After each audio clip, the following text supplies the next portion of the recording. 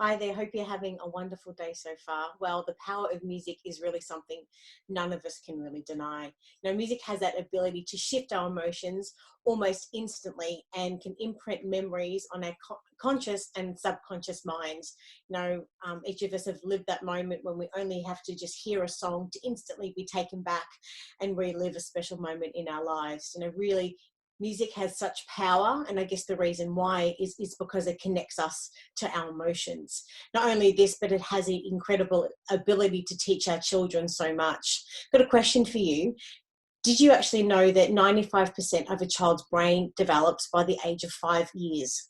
Incredible. Well, this proves that we really need greater emphasis on their early years of development. And lucky for us today, we're joined by our very special guest, Dr. Vicky Abad.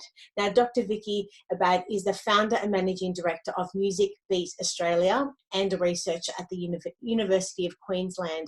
We're really grateful for your time today. How are you? I'm well, thank you. Thanks for having me on. Now, we're really fortunate to work with you guys quite a bit, and we've published an article which interviews you also, and that sort of highlights the benefits of music in childhood development. And we're going to include a link in the introduction paragraph to that article, but there's so much to speak about on this subject and to learn from your knowledge. Now, not forgetting that it's a really difficult time around the globe at the moment. We've got a series of questions we'd love to be able to ask you. And the first one really being, from your perspective, how can you see that creating music helps children in their development? Well, in terms of general development, music's a wonderful tool for children, but there is so much great research out there now on how music supports children. I love the fact that music supports children in their development because it is something that is a whole brain activity, if that is probably the best way to put it. When you make music, your whole brain's involved. So children learn through a number of different ways. And one of the ways we want them to learn is through the doing of things. So when you make music, your whole brain's involved. You're seeing, hearing, feeling, doing, responding. And it does it in ways that our brain loves. So our brains are wired to respond to repetition and to rhythm and structure. And music's a very repetitious process. It's built on rhythm. Music is built in structures. And for example, most melodies will be 4 bars long, and there'll be 4 of those. So it's very helpful for our brains. Once little people are exposed to music and get the hang of music, music can reinforce things that they're learning. So learning songs helps children with their numeracy and literacy skills, for example. Learning things to music is easier to memorize and recall. So we can use music as a mnemonic as another example. Our brain is primed to move when it hears music, that we hear it via our auditory system, but it goes straight into a part of the brain where our brain literally primes and gets ready to move. So we can help children learn about proprioception and motor planning and things like that by moving their bodies to music. When they play instruments, they use both of their hands, this action that we would call bilateral, and they cross over the middle of their bodies, their midlines.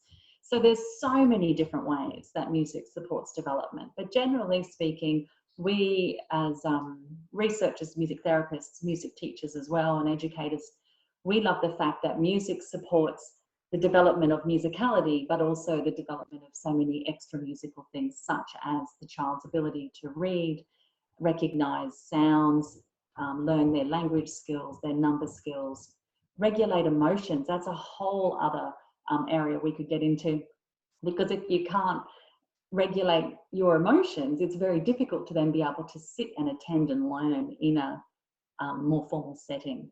And music's a lovely tool for helping children to learn how to regulate as well. So there's lots I could say actually, but that's, I hope, in a nutshell, why. It's really incredible to think, and I know there's a lot of research that shows that music in participation at home improves numeracy, prosocial skills, attention to detail, and this is above lots of other educational things, which I'm really fascinated with, and you just shed light to.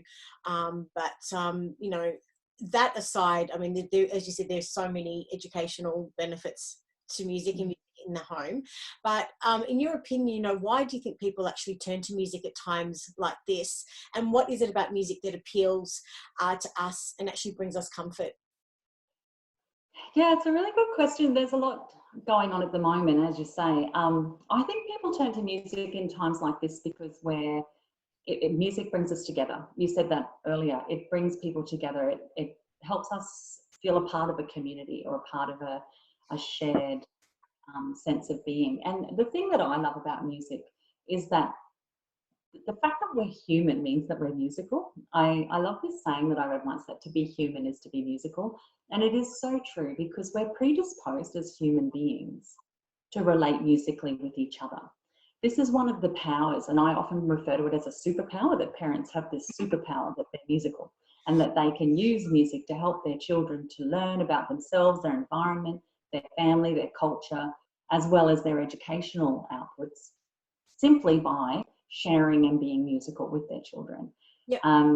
And I think at times like this, when we bunker down, like there's something that's threatening, or people are feeling threatened, so they have heightened levels of stress, or the stress hormones such as cortisol, then they'll look for things that make them feel secure and feel connected. And for us, that's music as a being, human beings. So you'll see at the moment people are singing off their balconies and you know, sharing music and doing all these lovely things. And I think that it really taps into that sense of who we are as people. So for us at the moment, we can really use that music to help our children feel more comforted and secure, whether they're consciously aware of what's happening or subconsciously, because they're picking up on the stress and anxiety of the grown-ups in their homes. Music is a lovely way for us to restore to the children some sense of normalcy. For example, their routines and rituals have all changed because kids aren't going to school, and they're maybe not going to childcare at the moment. Parents are home for different hours. Children respond to repetition. They love having their routines. And music can provide a parent a really simple way of bringing back some of those routines that have gone out the window just at the minute, as we're all isolating and changing our normal routines, so to speak. So I think that people tap into music at a very subconscious level, because as humans, we can relate to music. We're also drawn to that sense of community that music provides. And as I said before about the way our brains just love repetition and rhythm, I think sometimes when you're feeling a little bit threatened, music can provide that too, that safety. So you either tap into music that's powerful to you, something that you like yourself, or it might be that sense of sharing. So for example, when people sing together, it releases oxytocin and helps you, basically happy hormones, makes you feel good. That happens too when you listen and share music. Often it's a more dopamine response, but there's different chemicals that we just refer to often as happy hormones that music brings. So when you're feeling really stressed, and at the moment people are experiencing high levels of stress and anxiety, we can sort of override some of that by sharing more music, listening, dancing to music, because that also then means we're moving our bodies, which is another way we know increases happy hormones, is to exercise. And for little people, it's that connection. It's mum and dad are busy. In my house, for example, we're self-employed. And as you said, I work as a researcher. I run this business. We've had to change the way we run our business in a very short period of time. It's been quite stressful. So it's nice to have a space where I can refocus to my daughter and share with her a meaningful moment in music, rather than being distracted by what's going on and really stressed. I can break that up, because I can say, hey, let's grab the ukuleles, let's play together, let's make some songs. And she and I can have a meaningful moment, and something that I hope then helps balance for her. She's a bit older, mind you, she's 14 this year, so she's not a little bubby anymore. But she can look back and remember we had this time when we were home together, and we played the ukuleles together, and learned a whole bunch of new songs together, not just, oh, that's that time when mum was really stressed. I'd love to be able to ask this question, and I'm sure there's going to be lots of parents that are eager to know, what are some fun activities parents can do at home in isolation at the moment to help give their child a head start even if they don't have any music background? What can they be doing? Well, this is like I said before, you parents, you have a superpower now. It's called music. And you are musical. I get told all the time by parents, oh, I can't sing, I'm not musical. And I disagree with you very respectfully, but I do, because you have a voice, unless there is a physical reason for not being able to sing. So you don't have to be an opera trained singer. You might have seen a beautiful video of the opera singer singing I Still Call Australia Home. But your child thinks you're a rock star because they've known your voice since before they were born. When they were born, they connected with their auditory sense, which is the sense that's most developed at birth, to connect with their parent, and usually the mother, the one who's going to feed and do the real physical care in those early days. So they think you're a rock star. Maybe when they're a bit older they don't, but certainly the little tiny ones do. They don't mind if your singing isn't perfect. So you can most certainly do a bunch of things right now with kids to provide routine and structure and fun, distraction from boredom at the moment as well. And for little guys, if you don't want them getting too involved in tech, then make music live. So what do? You sing songs. Now you might not know or remember all of them, so you might need to do a bit of a Google search and get a few songs under your belt. But singing nursery songs, action songs, anything that involves moving your body. So songs where you're doing twinkly stars and incy wincy spiders, where you can provide some sensory feedback to little bodies too, tickles. Go out into the yard and actually find some spiders and then sing about them. Find instruments in the yard. Go on a treasure hunt. Instead of thinking about buying instruments, maybe look in the yard and see if there are some sticks you can clap together like a clave. Or I love the poinciana seeds because they shake, they make a great sound. There's a heap of different things. And then go into the kitchen and grab out the ice cream containers and the pots and the pans and the wooden spoons. There's your drum kit. And then you've got rice in a bottle as your shakers. So then you can make music. When you make music and you move your body and you and this child engage in a meaningful activity, that's when their little brains just light up. Neurotransmitters start flying. So you talked earlier of the developmental benefits. You're getting all of that at the same time. You're providing this opportunity to feel secure and safe because you're with your grown-up and they're sharing music with you, and you're having this lovely experience together. So you can sing songs, you can dance, you can play instruments. And of course, there is loads of technology available to support you. I get asked by parents, should I let my child watch this music on the iPad and technology? And that's really very personal, up to each parent, how much tech they want their children to have exposure to. But there are some really great music bands and apps out there that you can use to help you structure music if you don't feel 100% confident just to, break into song and lead the music. Lala is a great band. They have fantastic music. They're fantastic musicians. It's very interactive. That's just one example that I can give you. There's Play School, of course. I love Play School. Fantastic program for little people. They've even done a show recently on COVID-19 and how it, like what it means and how to explain it with children.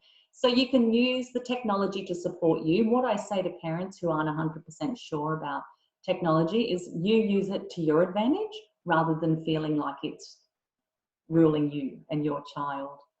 And the other thing at the moment, while we're all in isolation, is a lot of people are taking their programs online. So you can get the best out of technology. You can Zoom in, much like we are now, but have a live and interactive process. So your child is responding to a real person who's singing and making music, and that person's able to feedback because they can see the children and what's going on. So I'm seeing that in drama classes as well as dancing classes. We're doing it, other businesses are doing it. So there's quite a lot parents can tap into to help them make music in the home that at this moment in time will help keep those feelings of stress or fear. As I said earlier, they may be subconscious. Children might not be 100% aware of what's happening, but they're certainly aware things aren't necessarily the same. No. That parents, the routines are changing. So you can use your music to bring back some routines, to structure the days, to have fun. And when you're having fun, you're increasing those happy hormones we talked about. You're laying down great foundations for emotional attachment, and you're making memories. Yeah. And how have you personally used your extensive clinical experience in pediatric and early intervention music therapy and music learning to help sort of create the Music Beat program overall? Well, it's a good question. A lot. I've used it a lot. What I've done over the years is we constantly hone the program, because now I work in research. When I started the business, I had been working for a lot, at least 10, 15 years as a music therapist, a lot with families. And when I had my own daughter, I wanted to take her to a music program, and I didn't find any that were interactive. I found, now the landscape's changed a lot in 14 years, but when I took her, most of the available products were very educationally driven. So they were outcome focused or focused on outputs. And what I wanted was a program that would just celebrate the meaningful moments that she and I could share as a mum and a bub. And I know music does that. I mean, if you think about the way we talk to children, it's very musical. You know, we lean in and we exaggerate our sounds and we lift up our voice. We're such musical beings. I wanted something that would create this space where I didn't have to think about other things and the washing and the bills, but just be with my little baby. So I started my own group. I took it to my mother's group and played my guitar, and the mums were, wow, this is great. We should do this more often. So the business started from a very much a needs for what I wanted for my own child. And then as we've developed and we've evolved and expanded, we keep coming back to, well, what's the research showing? What's best for children? So we know that what's best for children is to make music live. And we know that it's to do it with someone they love, someone who's going to be with them more than me. I'm there 1 hour a week. So we have parents in the programs, and we run a program that's really heavily focused on empowering the parent to take music home, as much as it's focused on supporting the child's development. Because if the parent feels confident to sing and really capable of making music at home, then it becomes a part of every day. It just becomes incidental.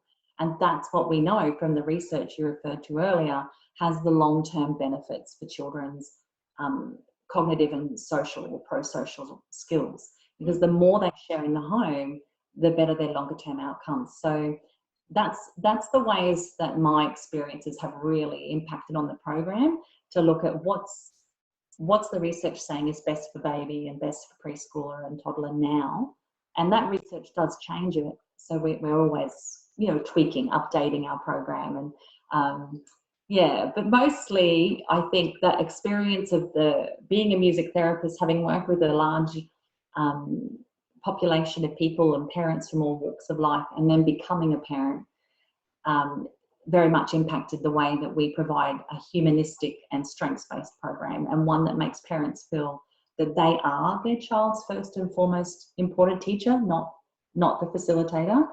I'm certainly skilled at what I do and I can facilitate the process, but parents know their children the best. Our job is to provide a really beautiful, safe and judgment-free space for parents to come in and make music with their child and make beautiful share meaningful moments and make beautiful memories and take that home to enrich their home life. Well, look, we're so grateful for your time and your expertise today. If you were to, I guess, summarise, I guess, the key points just for parents to take away from this chat today, how would you do that, and what would they be? The key points right now is, if you're spending more time at home and you're isolating or, you know, social distancing, and you're spending loads of times with your kids, which is a beautiful, beautiful thing, but also very taxing. It's a lot of time to spend with little people. Then I would say break up the days, put some little musical routines in place. So have a little, some singing you can do in the morning, some musical games, maybe making instruments as a craft activity. Then everyone get together and have a boogie and a dance in the afternoon, and use music ritualistically at night to help bring the children to that sense of closure of the day to bed. And my big take-home message right now would be use your voices. sing to the children. One of my colleagues, Ali Davies, recently shared a chant that she's been using that went viral on Facebook. She's a great music therapist. Another colleague of mine, Rebecca Craner, has just put together a how to use music in the home pack. There's lots of ways parents can access. But my key messages would be sing, sing, sing. Sing to your babies and your toddlers. Move to music. Move with your bodies. Hold little babies and hold hands. Share a physical sense of connection and make music. And then if you need to access some tech to, put on some great, good quality music and have a dance. Keep it fun, and just remember this moment will pass. And we want our little people to have, within this moment when we as the adults are a bit stressed, we want the little people to still know that they're at our their core to why we're doing what we're doing and staying home to keep everyone safe. So using music as your superpower. Yes. Well, look, if parents have got any other questions for you or want to reach out and find you and Music Beat, whereabouts can they find you? We are online, so we've got our website, musicbeat.com.au. We've got heaps of resources on there. We have a lot of blogs. You can go and look through all our blogs on how to use music in the home, different age groups. We also have a free ebook on our website on how to use music in the home again. As you can tell, this is my passion, because the more music is made at home with parents, this is what we know, the better off kids do in the long run. And it's so simple. So we've got a whole bunch of suggestions there.